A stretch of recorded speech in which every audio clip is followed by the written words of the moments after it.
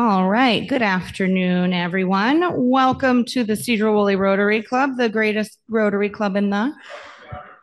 All right. Today's invocation is Daryl.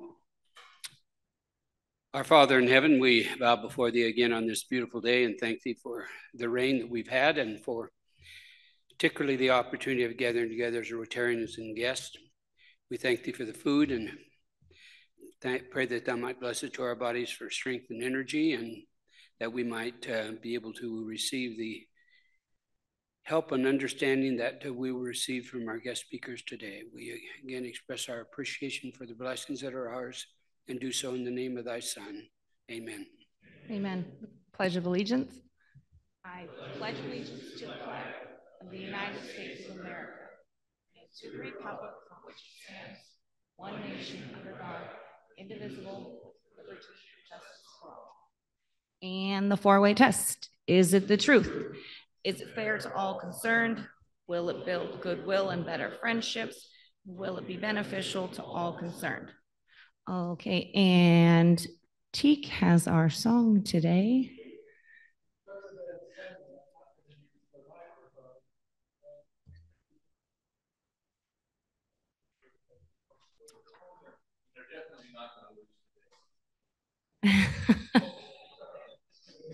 Me out to the ball game. Take me out to the crowd. Buy me some peanuts and cracker jacks. I don't care if I ever get back, for it's root for the Mariners. If they don't win, it's a shame. For it's 1, 2, 3 strikes, you're out of the old ball game. All right, thank you. Do we have any visiting Rotarians today? Oh, David, just wait for a mic for a second, please.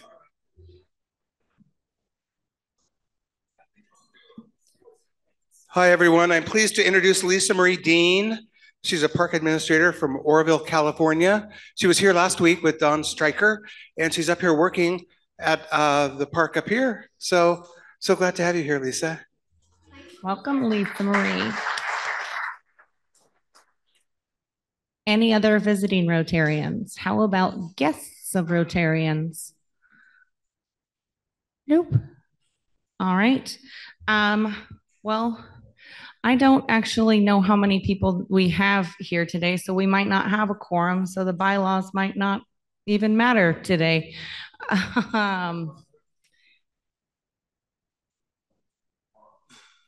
Are there 30 people? Are there 30 Rotarians here today?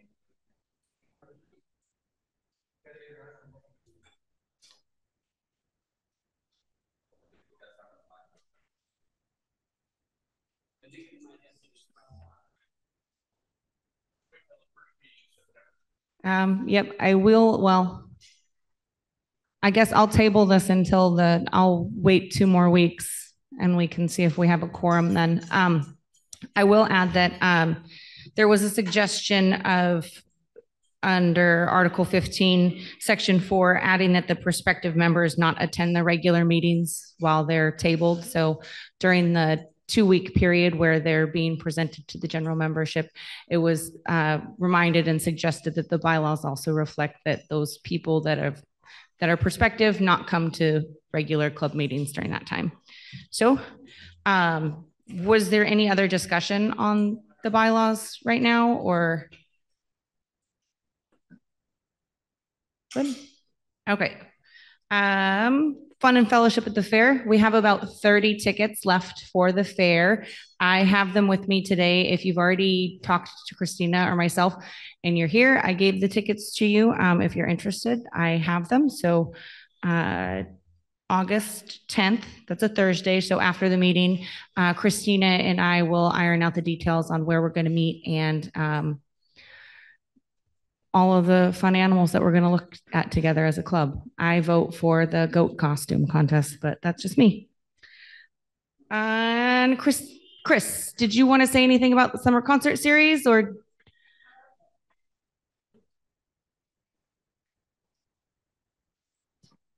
We got a great band this Sunday, 6 to 8. Come on down and check out Lazy Acres. We got some great raffle prizes. We got the beer garden. We actually got Sedro Woolley swim team that's going to do concessions as well. So we only got 2 more weeks this week and 1 more. So if you haven't made it down, please do. We are taking a roll of Rotarians, and anybody that shows up gets a makeup. So come on down. It really is the funnest way to get makeup in. And the Lazy Acres, if you've never seen them before, I suggest that you go because they're a lot of fun. And the Naughty Blokes were a lot of fun too. They must have brought groupies because there were lots of people dancing, and that was my favorite part. So, is there any other club business or announcements before we move on to Sergeant of Arms and Happy Bucks? No? Go ahead, Teak. Okay, Sergeant at Arms today will be short and sweet because we've got a great program about the hospital. So everyone that's grateful for being here today, having their health, having a beautiful day, and being in Rotary, please give a couple bucks. And anyone who forgot their badge or didn't sign in is an extra buck. Thank you. That goes for the folks on Zoom too. They can be happy about being happy and healthy, and they can send in happy bucks too. Right. Okay, let's say happy bucks. Though. Oh, hold on. We need to do the raffle. I totally skipped it. I'm sorry, guys. Okay. Yeah, we'll do the raffle then. Let's pull one out and see what we got here.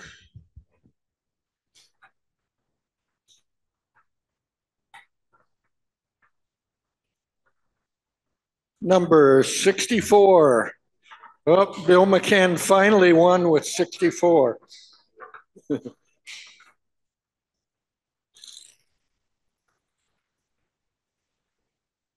Okay, let's.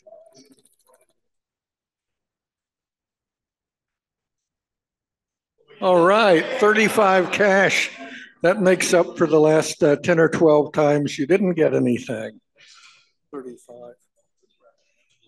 35. Okay, let's try 51.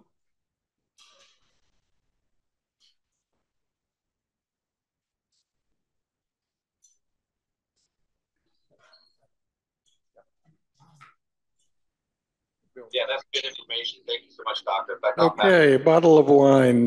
Congratulations. One more. Let's try 44. 44. Someone's got it. Mark.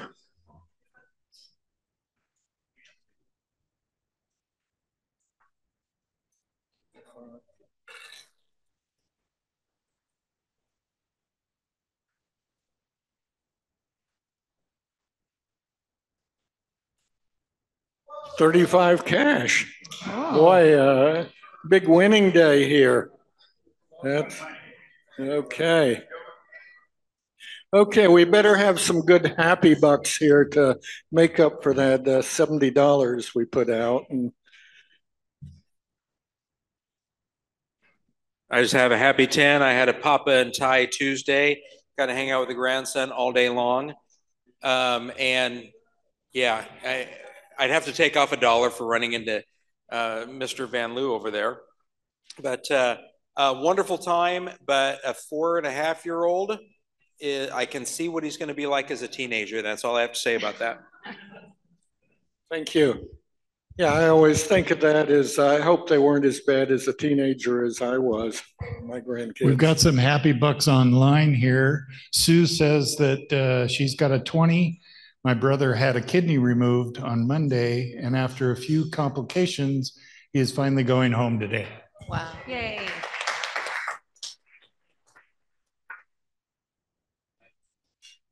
So I have happy bucks. I just want to remember Paula. Yesterday we dedicated her promenade. It is, if you are not aware of it, it's actually a city park, but it's just on the north side. It does look like a large walkway on the north side of the Chamber building. but it's really lovely. And we have a sign up for her that says Pola's Promenade. And I want to remember her too as a Rotarian. She was a great Rotarian, a great friend, a really good council member. And what she contributed to this community really was priceless. Thank you.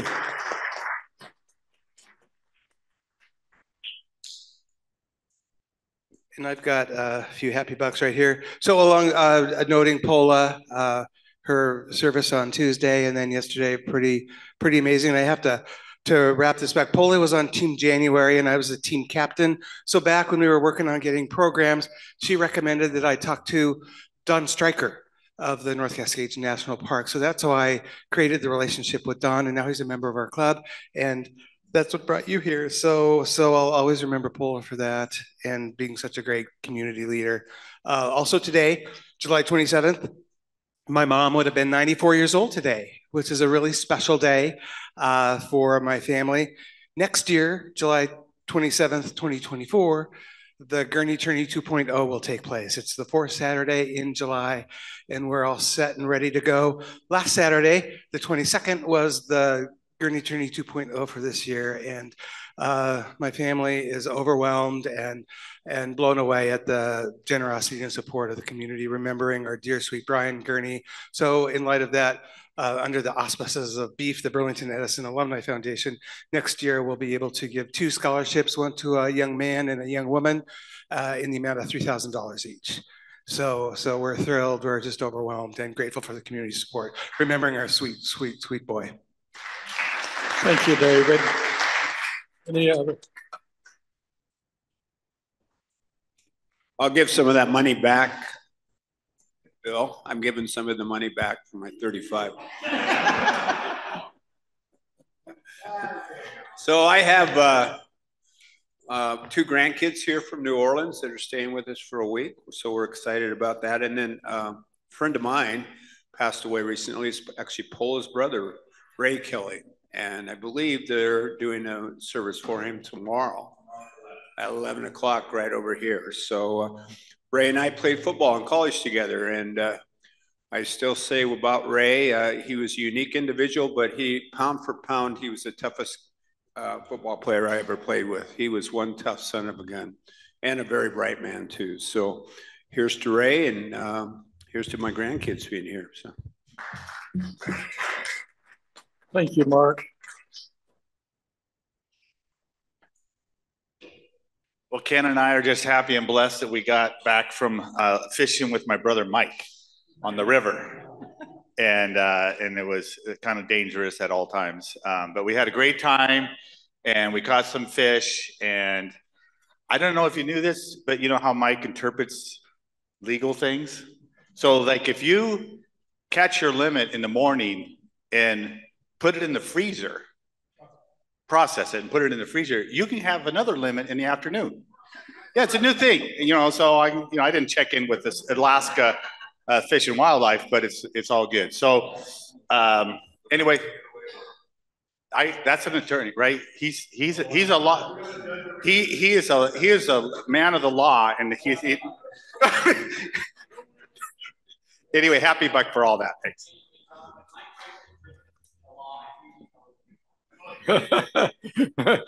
Thank you, John. Any other happy bucks? I got a happy 5.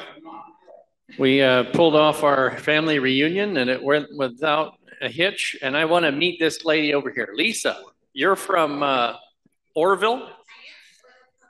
And what college did you go to? Oh, you didn't go to the best school in the world, Chico State? Yeah. Anyway, great to have you here. Yeah, I just thought I'd brag about Chico State for a minute. Thank you.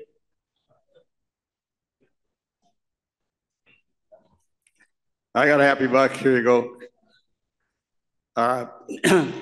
For the past 17 years, my grandson, Mason, Josh's son, has had his birthday in our backyard, basically in the pool, even when he was 1 year old. But today, he's having his 17th birthday.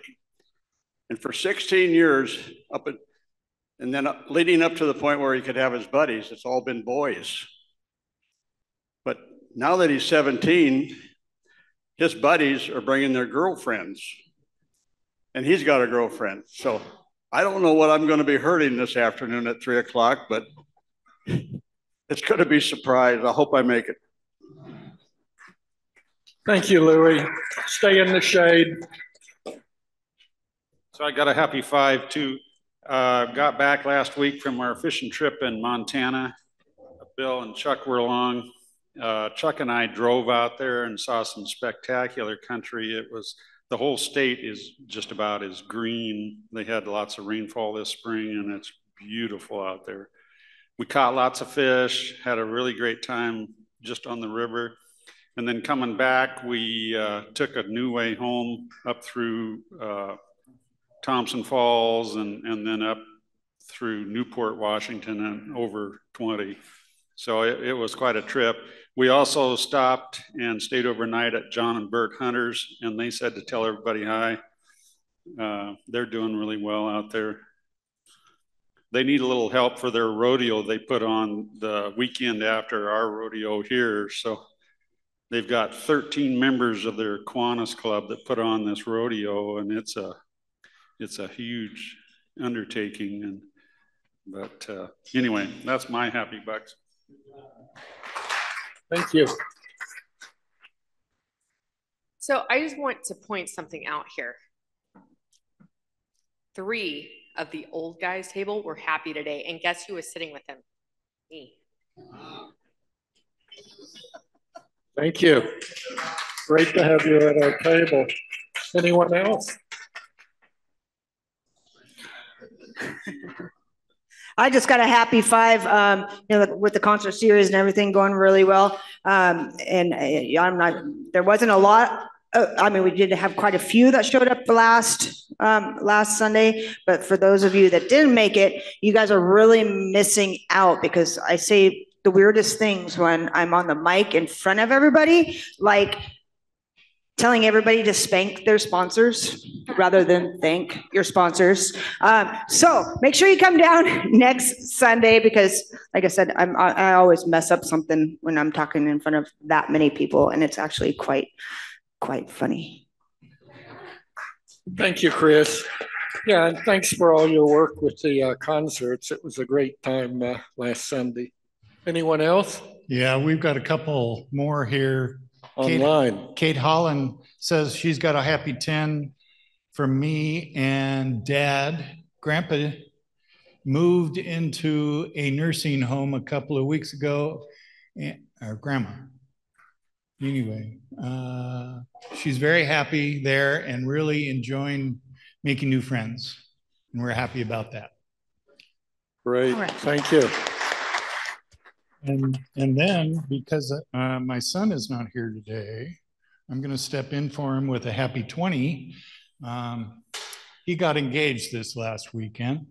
Wow. And I will let him come back in a couple weeks and let you know about the date. Thank you. Anyone else? Well, I have a happy 20 for everyone that helped me out being head of the meetings this week or this month, and happy August is coming up soon. So thanks everyone for your help and attendance.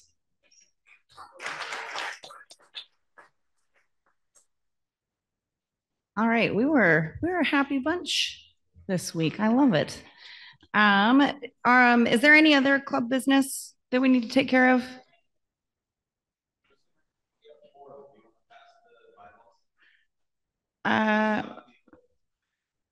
Yeah, we have, we have at least 33 people? 30, okay. Well, I would need to entertain a motion. Okay, so we have a motion on the floor to pass the proposed bylaws. I'm sorry if I mess this up. I think all those in favor say aye. All opposed? Any abstentions? I know you want to do it, Ken.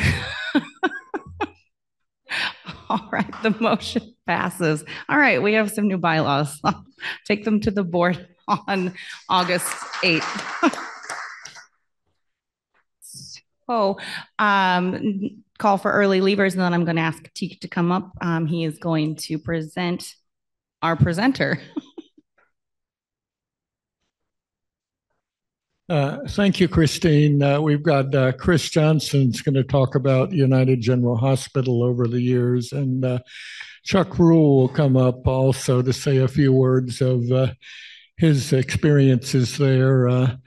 I look back, and I think it was 48 years ago in 1975 when I was recruited to come to United General Hospital, and spent my whole career practicing in the Skagit Valley. And it's just remarkable, number one, for everything that changed in medicine over the years, that we've got a thriving hospital with the help of Peace Health that's made it through the crises and changes in reimbursement and changes in politics and all sorts of stuff. So I just have a lot of gratitude for being in the Skagit Valley and associated with United General Hospital over the years. And Chuck, you want to come up and say a word or two? Then we'll put on Chris, who's got a great program and pictures and kind of a perspective of where we're going to, which is the important thing, that we're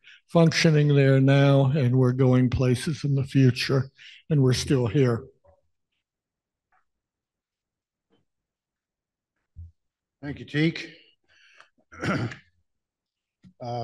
United General Hospital has been a big part of my life, more than I realized. I've been a hospital commissioner for the past 18 years. And growing up, my mother ran the surgery for about 25 years. So it's been a big part of my life, as I said. I'd first like to give a little history of the hospitals in Skagit Valley. We're talking about in the early 60s, late 50s, and then I'll get into our local situation. In Mount Vernon, there was the Raleigh Hospital and the Mount Vernon General Hospital, and they were up on the hill above Mount Vernon. And in 1958, Skagit Valley Hospital opened. Burlington had the Matthews Hospital on Fairhaven. It was a 3-story building. It's now an apartment complex. But the thing that I most remember about it is the rickiest elevator in the world going up there. So it was something else. Also in concrete, Dr. Monzingo ran his clinic, and he also had an ambulance. So he served the upper eastern end of the county. Going back to Memorial Hospital prior to United General, in August of 1924, officers were selected for the Memorial Hospital Association, whose goal was to build a hospital on State Street. And that is where the State Street High School is now. And in July of 1928, Memorial Hospital opened to the public. In the early 60s, a new hospital district was formed, District 304, which is the combination of Burlington and Sedro Woolley. And in November of 1962, a hospital bond passed 3-1 to finance construction of United General Hospital. In January of 1964, groundbreaking ceremonies were held on the site of UGH at Highway 20. And on May 16th, 1965, the open house was held for the new hospital with over 4,000 visitors. And on the following few days later, on the 19th, United General opened as a functioning facility. Later in 65, I'm trying to word this right, EMS service, ambulance service, prior to mid-1960s was provided either by private companies in the bigger cities or in typical small towns like Sedro Woolley, Burlington, and anywhere else. the funeral homes ran the ambulance service. So in my early career in funeral service, we did funeral service and also ran the ambulance. So I was involved with both hospitals quite a bit in that area. Anyway, in the late 65, Lemley Mortuary, as it was called then, and Holbush Funeral Home sold their ambulances to the hospital for $1. So that's when the hospital took over the ambulance service.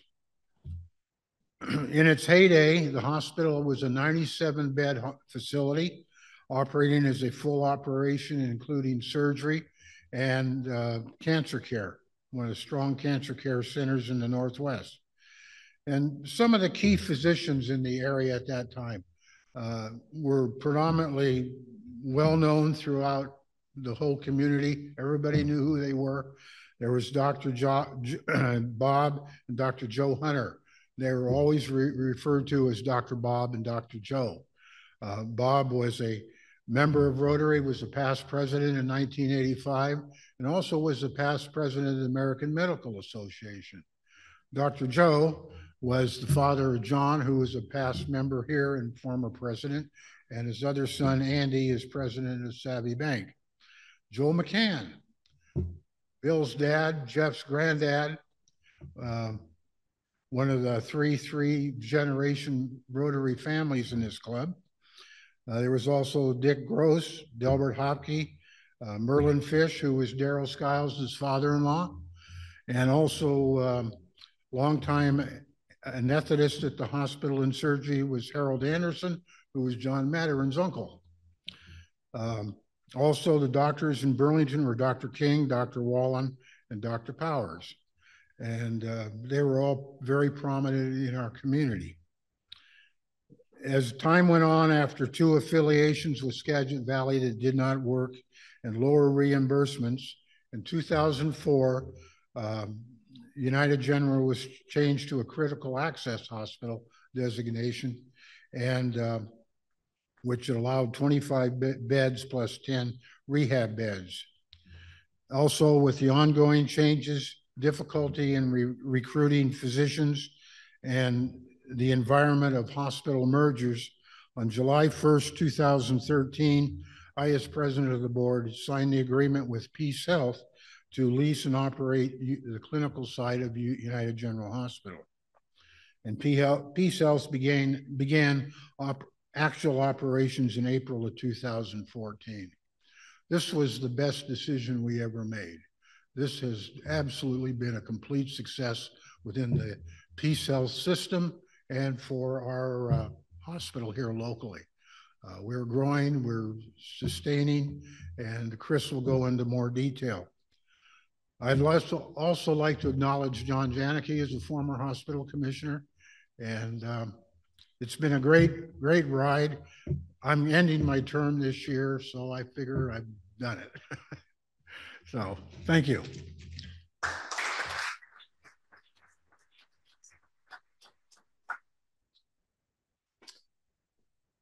Great. Just kind of set the tone here. I'm going to go into a little bit about Peace Health, just kind of give you a kind of framework about who we are and what we do there and how United General fits into that. I'm going to augment a little bit of the history that Chuck gave us so we kind of understand more about healthcare in our community. And then I'll talk a little bit about where we are and kind of where we're moving into the future. So first, I get a couple of acknowledgements. One, to Public Hospital District 304. Chuck mentioned he's retiring, so I think he deserves a big round of applause. He has carried us through some pretty trying times. Thank you, Chuck. I never worked with John, but I did see his name on a plaque on the hallway at one time. Yeah, okay. So a couple other Rotarians that are pretty instrumental. Keith Sorsad is been on our community health board for about 10 years now, and he's our current board president. Chris Schaffner is on our board. He's been a huge advocate of our cancer center. You've probably seen him in some publications. And then a couple of former board members, Louis Requa was here when we first integrated with Peace Health. So big debt of gratitude to him. And our beloved Paula Kelly was on the board for about 8 years and was a past president. And then we also have a husband of a Rotarian, Randy Eldey, is on our board currently. So big shout out to them. And one other thank you for me personally is that we're in the process of replacing our linear accelerator. So that's what we do our radiation therapy with in our oncology center. We are probably the only critical access hospital in the country that has a radiation therapy program. It has come to end of life. We're replacing it. It's a $13 million project. We have a task force that's out there to raise about $1 million. And just a big shout out to the Rotary, because you made a substantial contribution last year under Phil Brockman's reign to help support that linear accelerator. So just thanks to the Rotary. We really appreciate that. That is very meaningful. We should be breaking ground later this year, hopefully, putting that project together. All right, so who is Peace Health? So we're a 10 hospital system. The Sisters of St. Joseph of Peace are who founded Peace Health in Fairhaven up in Bellingham back in 1890. Their motto is they've never gone anywhere they haven't been called to. So you'll notice that we're in some pretty rural areas. We're not in any major population areas. Up in Ketchikan, Alaska, down into here, we got 4 hospitals here in the Northwest. We got a couple down in Longview and Vancouver, Washington.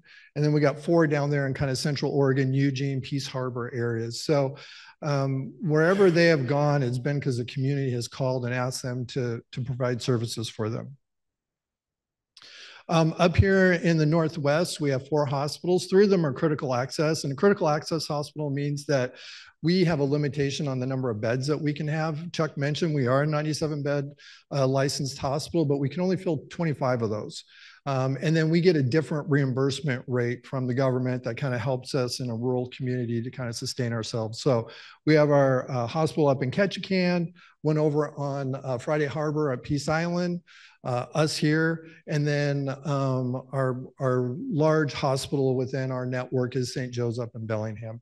And you can kind of see the population. These are a couple of years old, so they'll probably change a little bit, but those are the population databases that we're looking at.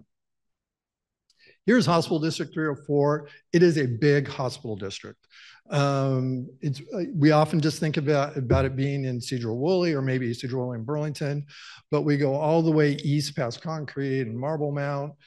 We actually go north up into a little bit into Whatcom County. We kind of bend around Mount Vernon, so down around Big Lake, and we go west all the way as far as Lake Sandwich Island. So all the way through Burlington and kind of all those areas, Bow, Allen, Alger, and all that kind of stuff. We have, and this number is probably a little bit old, I think we're a little bit more north than 50,000 people. So again, it's also a big service area. Most critical access hospitals you see are like in Forks, Washington or Othello, and they have much more smaller populations. And when everybody comes to the hospital, I like to say that we're only 2 miles off the I-5 corridor. So you'll see services at our hospital that you will not get at other rural hospitals or other critical access hospitals. So let's talk a little bit about the past, the present, the future, and where we're going. And I'll just start this back. Anybody got an idea of when the first hospital was in Skagit County? A year. Give me a year. Ballpark. 1910. Well, that's a good, nice try. So 1889, St. Elizabeth's Hospital was in the Hotel Sedro.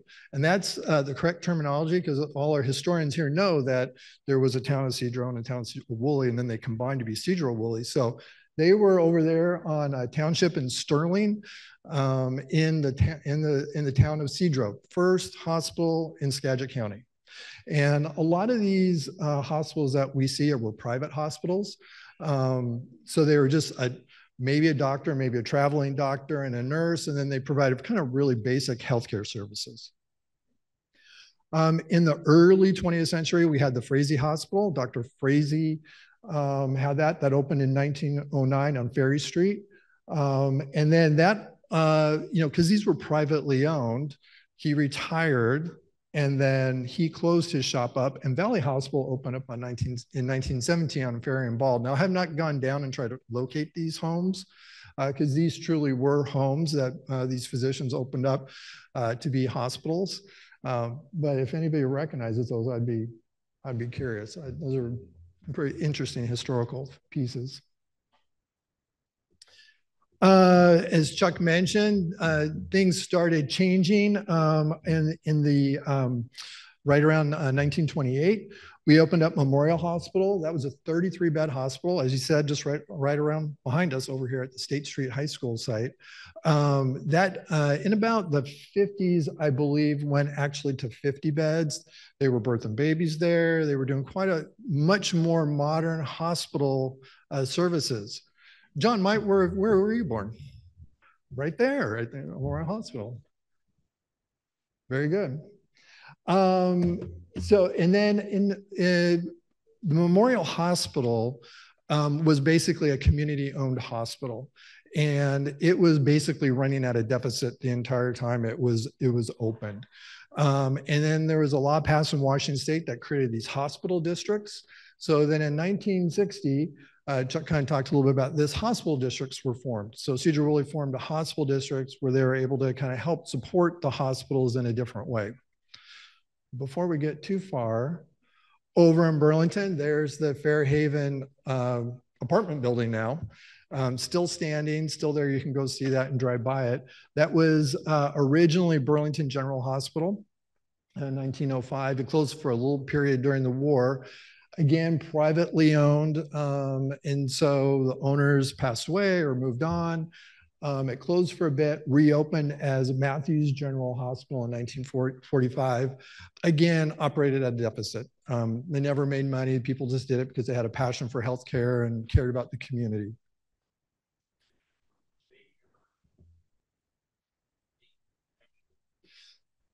No connections to Northern State. They're kind of like on a different track because they were doing the mental health component. But if I had John's sister here, Mary, I'd probably you'd have a really good presentation on Northern State and what they're all about. Not to forget about Concrete.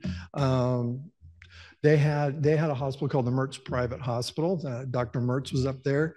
He opened that up in 1909 for the cement plant workers. And he operated that for a period of time. I think they turned it into a home after a period of time. And now it's the home of the Lutheran Church up in Concrete. So what happened? 1962, actually. Both hospital districts, Hospital District 3, which is Sedro Woolley, and District 4, Burlington, realized that they couldn't sustain operations. So they talked about a merger, bringing everything together. And so they floated out some bonds in both of their communities. $1.2 million was the original construction cost of the hospital. Sedro Woolley had an $835,000 bond, while Burlington had $465,000. And I don't know if this is because of politics, Friday Night Football, or whatever the case may be, but you'll notice that the location of the hospital is almost dead center between the two communities. So 2.2 miles from Burlington, 1.9 miles from Sedro Woolley. They located it in a floodplain. Apparently it hadn't flooded recently, so they thought that was okay. Time would tell you that that is probably not the best place to put a hospital. So a couple of pictures here. This is the original hospital. If I can. Oh, okay. So, okay. So this is a one-wing hospital. We now have multiple wings in the hospital. Chuck mentioned we were 97 beds at this point. I believe we were only about 45 to 50 beds when it first opened up. That is not the main entrance to the hospital. The oncology center is not built. What you see right over here, this front end right here, is actually the main entrance in the ED. Here is the current hospital and the structure. As I said, we have our 25 beds that we have. We have our world-class oncology center. We actually have an acute rehab center now located at the hospital. So we have 10 beds, the only rehab center north of Everett. And then to the right, we have our Sedro Woolley Clinic, where it houses all of our physicians. We have, I've got another slide here to talk about all the different specialties and individuals that we have. All right, here's our original surgery suite. Chuck, do you want to mention who this is? So that's Chuck's mother, Ruth Ruhl, who was our surgical services director, still processing. She kind of did it all in those times. Pretty basic stuff there at the hospital. Here's our current surgery suites. We are still in the original construction from 1965 in our surgical suites. Our equipment is probably more than what the rooms can handle. A lot of infrastructure that we need to upgrade in that area. We'll be evaluating these areas here over the next couple of years to see if we can do an upgrade for that for our surgical suites area. Here's the original water system. This is what they did on a daily basis to get distilled water in the hospital. Seems pretty basic. Here's our new RO water system. A little bit different. We upgraded our sterile processing department recently, and this was a $4 million upgrade just in itself to get the correct water in there. Here's our original imaging. This is an X-ray table back in 1965. And here's what we have today. This is a 164 slice CT machine here on your left. This is the latest and greatest in technology, provides the clearest images that you can imagine to help physicians make diagnoses and whatnot. I've seen these pictures compared to some of the other ones that are available in our area. They don't compare. And over on the right, we have MRI. That's a mobile MRI. It's something we'd like to put in the hospital, but we don't have that right now. Can anybody figure out the picture on the mobile MRI? I bet our guest knows. Yeah, that's right. That's Thunder Creek, right? Thunder Knob, looking down Ross Lake.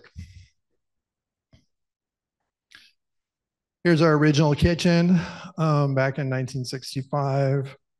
A lot of different technology now. Everything's pretty much automated. We've had full upgrade of this. We put through quite a few orders there, and all of our Jillian, our food services manager, does a lot of farm to table work. So I got a picture at the end. She has a garden out back. She brings a lot of fresh foods in there. They do custom menus for all of our patients. You will always get a good meal, I guarantee, when you come to our coho. Here's our sterilizer. This is where we clean all our instrumentation. Kind of a one-shot deal that we would just throw it in there. It would sterilize all our surgical equipment. And here's our new sterile suite. Over on the left is our washers that washes all the instruments. And then over on the left, we actually have 3 sterilizers. So in case one of them should go down, and we can put a lot of production through those sterilizers. Again, all the latest in technology. This was just put in 2 years ago. So here's just a couple of details about the hospital. We have 341 caregivers, employees between our hospital and the clinic. We have 14 primary care physicians. When we integrated with Peace Health, we had 4. We only had 4 primary care physicians in the community. We have a full suite of specialties, surgical, orthopedics. We got some world-class orthopedic surgeons, cardiology, neurology, women's health. We mentioned our oncology already is been with us since 1973, I believe, is when Dr. Shatabi and Dr. Muff opened up that clinic. Pulmonology. And then over on the hospital side, a full array of different things: acute rehab, emergency department. Cardiac CT and cardiac MRI are very advanced technologies. Tomosynthesis is for breast care. That's the latest and greatest in that. Our sleep center, we got a walking clinic. Shout out to our student health center at the high school. I think Ruth slept already. We put that in place a couple of years ago, right as COVID was hitting. So we've never really gotten that to lift off the ground. And Carrie and I have been talking about ways that we can enhance that. We're going to be actually opening that up to school district employees this year. So not only will students be able to utilize that, but also the employees of the school district. Pulmonary rehab clinic, acute care services, our swing program, and rehab therapies. And the rehab therapies just happens to be Teak Martin's old office. So when Teak practiced, he was across the street. We did a little remodel of that place, and it has worked out fantastically well for our rehab therapies. And just a little bit about what we're doing in the community. We have a community collaboration committee as part of our community health board. And we like to be involved in different projects. We fund some of these, we facilitate some of these, or a combination thereof. There's a community shower project where there was a local church group that now they're still continuing to do their work. They take a community shower to help those that may not have shower or a washing machine availability to them. They go to Concrete, Sedro Woolley, Burlington, Mount Vernon, and Anacortes. We've worked with Family Promise, which is another housing project for our people that have found themselves, you know, kind of out on their luck. Family Promise does a really nice job in the sense that they help support not just providing a home, but then kind of looking at what are the next steps and helping the individuals get to a new phase in their life. Cascade Landing, that's a new project over in Burlington. That was a public-private partnership. So that's kind of an intermediate housing situation. And there's, I think, 20 or 30 units available over there. And we help support that program. Skagit First Step Center, which is a low barrier shelter over in Burlington. Did some work with them. We're working on a community paramedicine program. So this is really pretty cool. So what we find in working with our EMS systems that about 30–40% of their time is taken up by repeat callers, just individuals that need someone to talk to or have the same issue over and over again. So Burlington started talking about doing this program. We helped facilitate bringing in Sedro Woolley, and we're now working on a grant that will have a community paramedicine program that will be a combination between our two communities that will help support and keep our EMS folks available to do some of the more life-saving work. Children of the Valley, which is an after-school program. They opened up 2 years ago right over here at Immaculate Heart of Mary. And then last year they opened up in Burlington. They've been about 8 or 9, 10 years over in Mount Vernon. And that's just provided a really great opportunity for kids that maybe don't have great after-school options to do some further education at the end of the day. And then the Tri-Parish Food Bank, I could go on and on about them. I think they do a really awesome job. And I'll just finish with this slide. This is our community garden that our food manager put in. That's kind of what it was earlier. It's sort of a jungle now, but she goes out there and picks daily. She's got like a cajillion different spices out there, other vegetables and those types of things. And along the wall, there's a whole bunch of flowers and different things so our pollinators can come up to the building. All right, that's all I got for you today. Are there any questions? Yes. So I noticed on the real estate side of things, Whatcom, Skagit, Snohomish County, the only thing that's getting built is mostly medical things, medical facilities. And, you know, they always talk about how there's no money in the healthcare, and yet that's all I see building.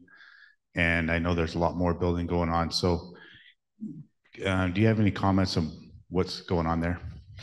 Yeah, I think the building that you see going on right now is very creative, and some of it's dollars that have been allocated for a while ago. As I mentioned, we have the $12 million project going on with our linear accelerator. Some of that will be philanthropy. Some of that is in-house. And some of that is grant awarded. So we're able to kind of combine those different items and then pay for it over time, basically, when we put it up. I know St. Joe's is putting up a brand new addition to their hospital that's very much needed. They had a $50 million grant given to them by Peter Paulson, who was a land developer up in Bellingham. So. But there's a lot of private companies that are coming in, because I just sold 3 lots in Whatcom County, and they're all medical, doing something. And so are they anticipating, you know, more medical services needed, and is there more revenue coming in, or what's going on there? I think what you're probably seeing, John, more than anything else, is probably more in the weeds than you probably want to get into, but healthcare, like many industries, is going through a lot of evolutions right now. And what we see, some of these private companies that are doing that, they're trying to cherry pick off of some of the private insurers. And what I would call, they're creating boutique type services. So places like United General, we're going to take anybody that walks through the door. If you go over to Mount Vernon right now, you can't get a rehab. If you're on DSHS, you can't get a therapy appointment because no one's taking that. So some of that is a little, you know, it's just, it just kind of depends on what your model is and what you're looking to do. Yeah. Carl. Having worked in healthcare for you and others, I found that there was constant change in the requirements, architectural and programming. And so a hospital is the most carved up building ever. Has some of that slowed down, or are you guys still having to react and remodel, and how's that going these days? Yeah, absolutely not. I mean, I don't know other industries, but it's hard for me to imagine that other industries are as regulated as we are, both on construction piece, both on operations. We spend a lot of time and energy and effort to kind of walk through that permitting process, you know, planning process, and then, you know, we're annually inspected by accrediting agencies, multiple accrediting agencies, and I don't understand how they can always come up with yet another citation for us to address or things to fix. But they'll come up and tell us that we have an exit sign that's been up since 1965 and tell us that it needs to be changed in one way or another. So Chris, you showed on one of your slides a couple of surgery units. What type of surgeries are performed out there? Is it mainly emergency stuff, or is there elective? Yeah, that's a really good point, Mike. So we made a decision about 8 years ago not to do after-hour surgery. So we don't have the ability to do emergency surgery like you're referring to. If we do have that case, we'll send them probably up to St. Joe's, but maybe over to Mount Vernon, you know, lights and sirens and those types of things. What we have basically right now is an ambulatory surgery center. We do about 135 to 140 cases per month. You know, we'll put in portacasts, hernia repairs, hand surgeries. We don't do total joints or things like that. We would want to get there. And that's definitely on our growth and strategy plan, is how do we get bigger surgery suites, because the technology and the equipment is so much more advanced than it was, you know, 57 years ago. So we've got to kind of change with that. So that'll be a major ask when we go to do that. Probably be, you know, significant dollars. Chris, you and Chuck both of for us older members have brought back a lot of memories of individuals that we've talked about and experiences. And I want to give a happy 20, because I had a child born in the old memorial and one of the first ones born in the new in 1965. So, great. Thank you, Daryl. It's a great experience. I love hearing the stories because we have people working for us that were born in the hospital. It's a pretty cool connection point for us. Hey, real quick. So my sister Sarah was born in a new hospital, and we didn't get to go in the hospital. But I do remember, I must have been pretty young, but we went in that wing that was there. My mother was in there, and so we looked in from the window. All 7 of us were looking in the window, going like this, looking at this little baby about this big, and because we never got to go in the hospital. So we saw my sister from the window outside on the wing. Like, it had only been a couple years old, so that was pretty cool. And I'll just throw this out there. If there is any Rotary members that ever, if we ever want to kind of do a tour, see the facility, see what's changed and different. I know not all of you might be interested in that, but I'm happy to take people through the hospital and kind of show you more in detail some of the different things. I'll even take Carl down to the mechanical room so you can see all the air handlers and all that kind of good stuff. So I have something fun to say about United General. I was in there having my first baby, and the nurses were running back and forth on the phone with Skagit Valley, trying to see who was going to have the first baby born in 1986. My son was the first baby born in 1986 in Skagit County at United General. And my daughter was the second baby the next year at United General. Congratulations.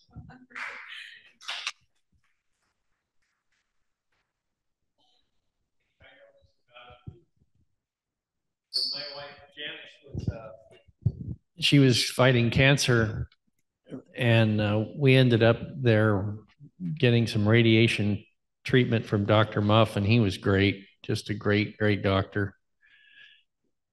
And she'd been to Stanford, she'd been to Duke University as a patient, and in Chico, she was originally a patient there.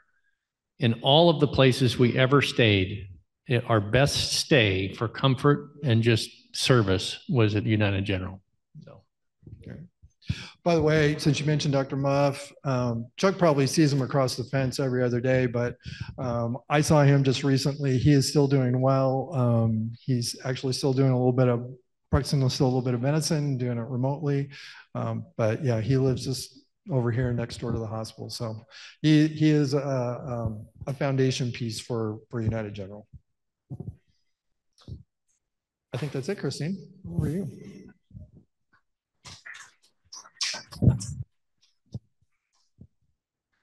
Well, Chris, you can't leave the podium without getting the world famous. Sign all those. Is it your first one? I feel so honored to give Chris's first Rotary pen. Thank you so much. We went on a field trip when I was in 3rd grade. I was a 3rd grader at Clear Lake Elementary in 1990, I think. And we used to take field trips. The 3rd grade teacher would have a field trip, and the best part was going to United General, and we got to see all the little babies. But we got to go inside the hospital, John. So there wasn't 7 Janicki kids. It was 30 crazy Clear Lake kids. So I took my paper down, but that's all right. Thank you again. And Chuck, I didn't know that you were going to be presenting, or else I would have made sure that everybody knew that too. So thank you. I have a pen for you as well for giving the history on the hospital district.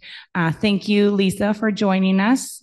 Actually, I have to get my paper because you guys can't go anywhere without the joke. I know it's why you all stuck around. Okay. Brenda and Terry are going out for the evening. The last thing that they do is put their cat out. Their taxi arrives, and as they walk out the door, the cat scoots back in. And Terry goes back inside to scoot the cat out.